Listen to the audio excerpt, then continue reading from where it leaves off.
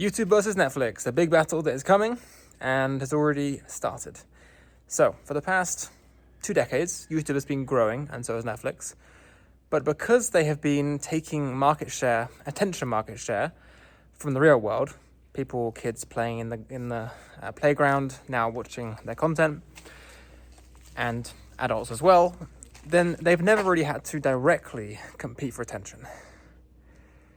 But now they've both got the market share. They both got global market share in such a way there's not really much positive sum left as far as attention to capture from the real world or other TV platforms, etc.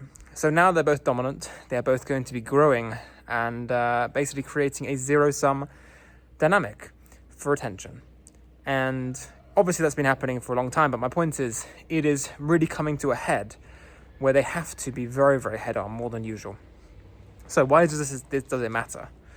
It matters because of a few things. Firstly, Netflix are known for not being particularly good at surfacing content to you and choosing content that is actually what you want to watch. But with AI, I'm sure their machine learning is going to rapidly improve, and their recommendation system is going to get way, way better. And what's interesting is that because Netflix do not need to optimize for watch time, because their business model is not advertisers, it is subscription, they are able to actually focus on prioritizing premium content that they know is satisfying.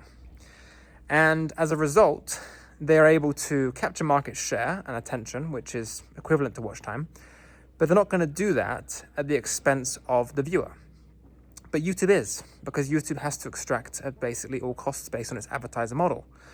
So what's interesting is simply the question, is YouTube going to continue to absolutely optimize for watch time in a extractive way that is a profit-driven company going to the extreme? Or are they going to accept some de-optimization of their profit incentive, and they're actually going to start to value their brand more and the satisfaction that viewers get from the content, and promoting the right creators who, if they are surfaced, if they get views from YouTube, those creators can then build product lines like Feastables with Mr. Beast. They can then use that money from Feastables to reinvest into content, which then elevates the content on the platform. That doesn't happen if you promote AI slop. But YouTube is still just purely focusing on watch time and not valuing the creators who are able to generate more of that premium content, a bigger attachment with viewers, parasocial relationship, everything that enables business models to be built, and then that profit stream to be reinvested into content. So my observation is, it looks like YouTube is really winning, but I think as soon as Netflix are able to improve the recommendation system, as soon as they are able to start poaching the top creators from YouTube who want more certainty and want more of their premium content to be valued properly, as has happened recently with Mark Rober and a bunch of other creators, then that's going to just cause Netflix to probably get in a direction of winning. So yes, how are YouTube going to de-optimize watch time and prioritize satisfaction in a sincere way, not a propaganda PR way? And how are they going to actually start to value series and premium content more? Are they going to do it, or are they going to pretend to their shareholders that watch time is the way to win and they are winning? Well, let's see how they do with that. But they're going to screw over everyone if they keep promoting AI slop that does a poor job of building other businesses that can then create money for reinvestment. So Neil and the others at YouTube, the question is, are you going to be a leader, a visionary, or are you going to simply follow what looks good quarterly?